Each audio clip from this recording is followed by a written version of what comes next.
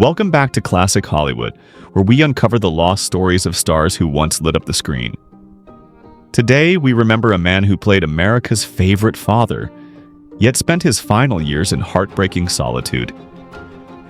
This is the real story of Ralph Waite, the Waltons' wise and warm patriarch who captured the hearts of millions, but whose private life unraveled in ways few fans ever knew. He brought love, strength, and wisdom into our living rooms, but in real life, he died alone. His home, left abandoned. His heart, shaped by devastating tragedy. A beloved icon.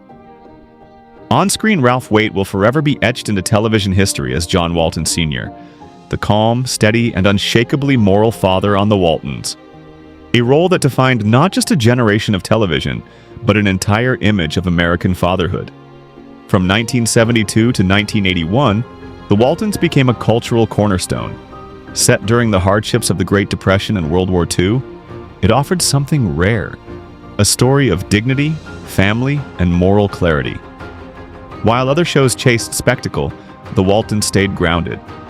And at the heart of it all was Ralph Waite, portraying a father who led not through force but through example.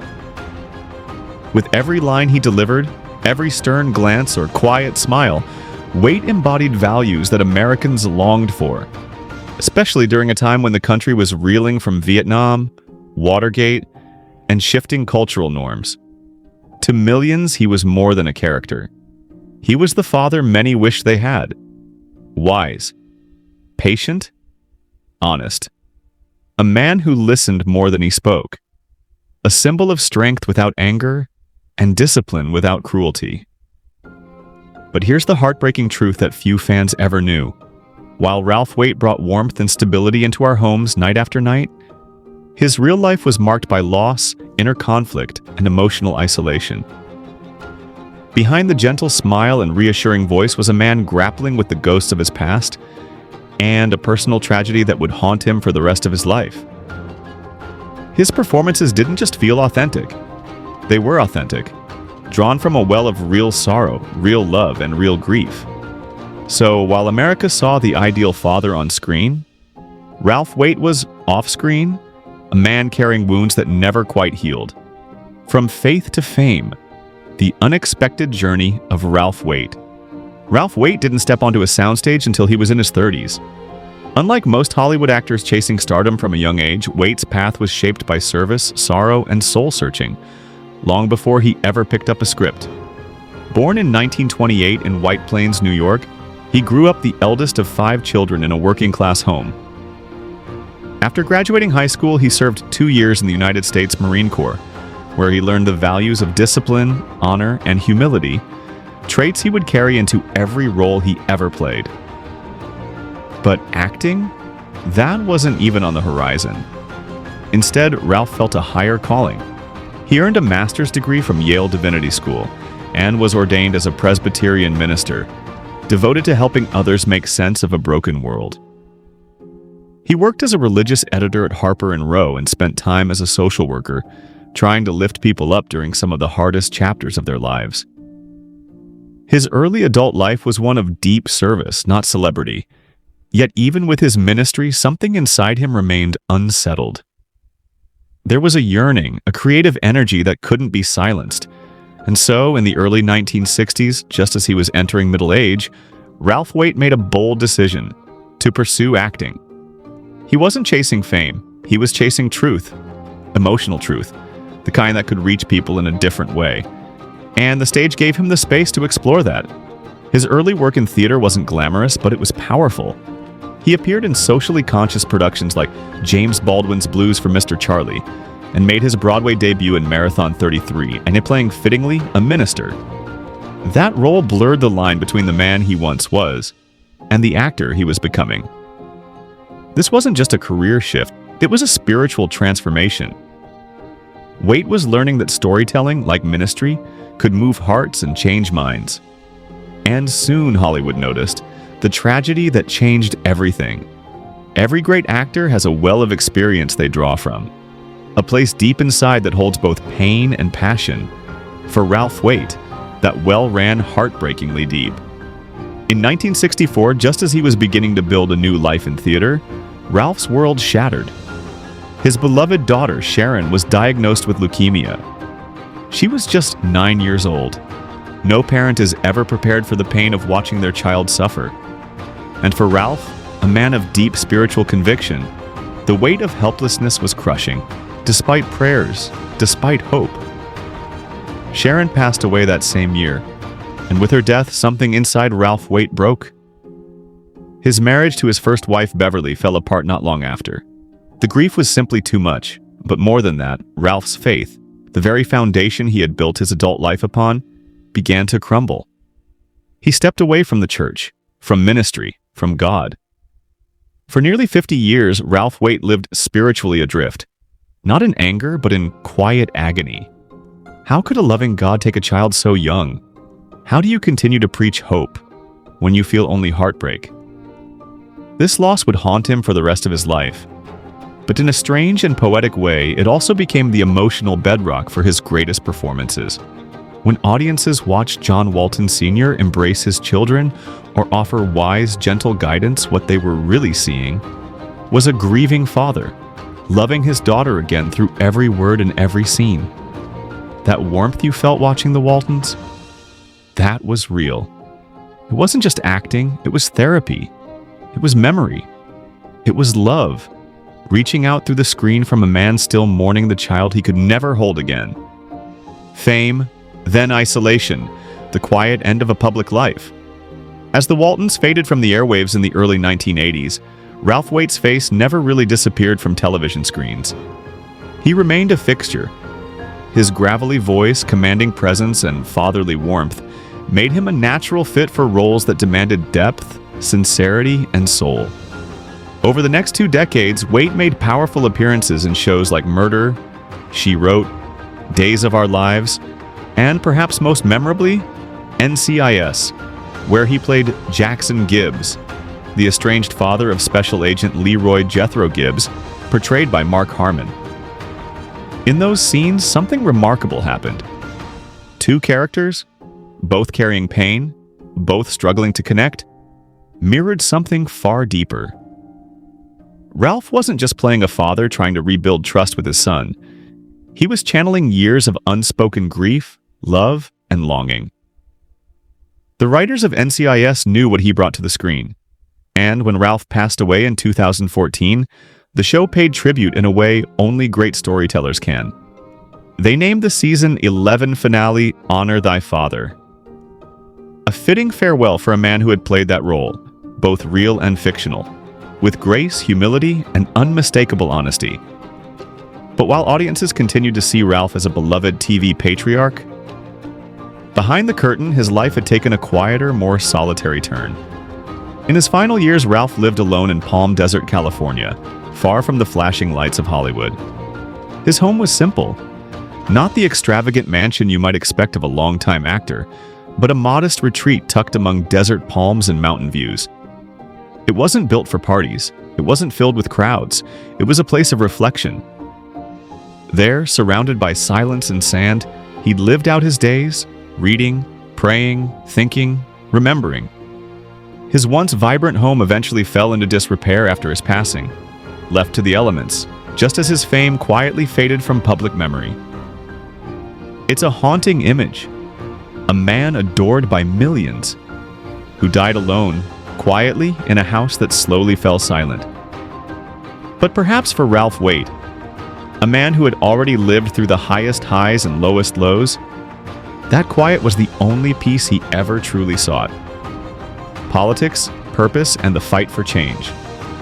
Ralph Waite had already worn many hats in his life: Marine, minister, actor, father. But in the 1990s, he put on one more: public servant.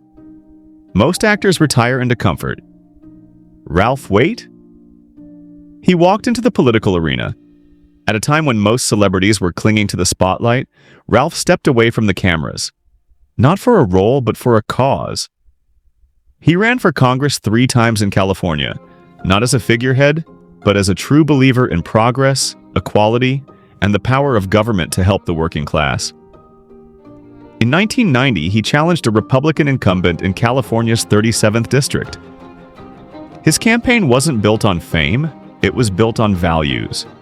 Better education, accessible healthcare, environmental protection campaign, finance reform. He didn't care about being popular.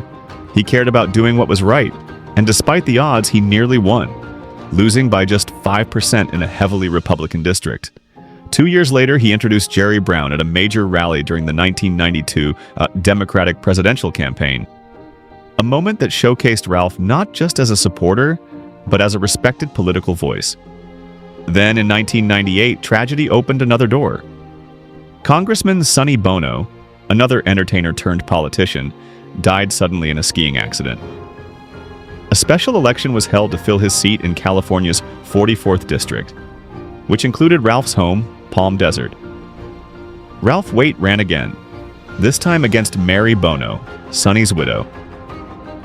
It became a national story, the beloved TV dad versus the grieving widow, a battle of emotion, name recognition, and vision for the future. Waite campaigned with the same quiet conviction he brought to his roles, but Mary Bono rode a wave of sympathy and strong party support. And Ralph lost again. Still, he didn't stop. That November, he ran against her a second time in the general election. He knocked on doors, spoke to voters face to face. He didn't just play a man of the people, he was one. Once again, he fell short. But Ralph Waite wasn't discouraged, because for him, it wasn't about winning. It was about standing up for truth, for justice, for the same values that made John Walton such a beloved father figure. He may not have taken office, but he walked the talk, reminding us all that public service should be about purpose, not power. A return to faith and the final years. For nearly 5 decades, Ralph Waite carried his grief like a shadow. He had once stood behind the pulpit, delivering sermons filled with faith. But after the death of his daughter Sharon, that faith shattered. And for almost 50 years, he stayed away from the church, from God, from any answers that didn't feel earned. And yet, as he grew older, long after the applause had faded, long after the cameras stopped rolling, something stirred inside him. In 2010, after a lifetime of searching, Ralph Waite quietly walked back into a church. Not for ceremony, not for spectacle, but for peace. He became an active member of a small congregation in Palm Desert, Spirit of the Desert Presbyterian Fellowship. It wasn't a megachurch, it wasn't fancy. It was like Ralph, quiet, grounded, honest. He didn't just attend services, he participated. He gave readings, joined discussions, he found community again. Not through doctrine, but through fellowship, compassion, and listening. The same qualities he had shown on screen for decades. In this final chapter of his life, Ralph didn't reclaim his faith so much as he rewrote it. No longer the rigid faith of a young minister, but the hard-earned belief of a man who had suffered, questioned, doubted, and still returned. Outside the church, his daily life in Palm Desert was equally simple. A small house, a desert breeze, a chair by the window, no Hollywood parties, no red carpets, just sunsets over the mountains, and a man finally at peace with the long, winding road that had led him there.